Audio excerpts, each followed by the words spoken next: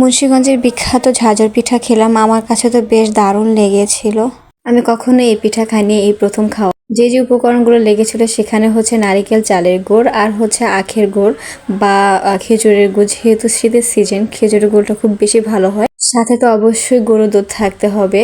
আর প্রথমত সে পরিমাণ মতো চালের গুঁড়ো নিয়ে তার মধ্যে দুধ আর হচ্ছে একটু সামান্য পরিমাণ পানি দিয়ে ভালোভাবে মাখিয়ে নিচ্ছিল হাত দিয়ে।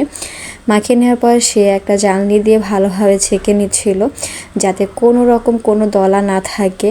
যদি দলা থেকে যায় সেক্ষেত্রে এটা ভাপে দেওয়ার পর শক্ত হয়ে যাবে, সেটা ভালোভাবে সিদ্ধ হবে না। সিদ্ধ হলেও শক্ত লাগবে, খেতে ভালো লাগবে না। পরিমাণ মতো লবণ দিয়েও দিয়েছিল, সেটা ভিডিও করা হয়নি। এইভাবে ভালোভাবে জালনি দিয়ে ভালোভাবে গুঁড়া করে নিচ্ছিল, যাতে কোনো রকম দলা না থাকে। এরপরে হচ্ছে লেয়ার করে নিবে। প্রথমে একটা লেয়ার দিয়েছিল চালের লেয়ার, এর উপরে দেওয়া হবে খেজুরের গুড়, তার উপরে দেওয়া হবে নারিকেল। এভাবে করে বেশ কয়েক লেয়ার দেওয়া হয়েছিল, মিনিমাম 2 লেয়ার পর্যন্ত দেওয়া হয়েছিল আমাদের। তো দিয়ে দেওয়ার পরে এটাকে ভালোভাবে ওড়না দিয়ে মুড়িয়ে নিবে, যাতে কোনোভাবে ছুটে না যায়।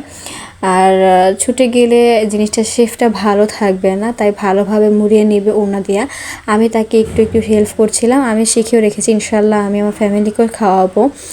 তারপরে হচ্ছে এটাকে ফুটন্ত গরম পানিতে দিয়ে দিবে। রাইস কুকারের যেই বোল ছিল সেই বোলে দিলে ভালো হয়, কারণ যেহেতু এটা অনেক বড়। এভাবে এরকমভাবে করে খেলে এটা কেকের মতো আর কি শেপটা বের হবে। তাই এখানে পানিও গরম হয়ে গিয়েছে, সেখানে দিয়ে দেওয়া হলো। প্রায় 20 থেকে 25 মিনিট পর নামিয়ে নেওয়া হয়েছিল।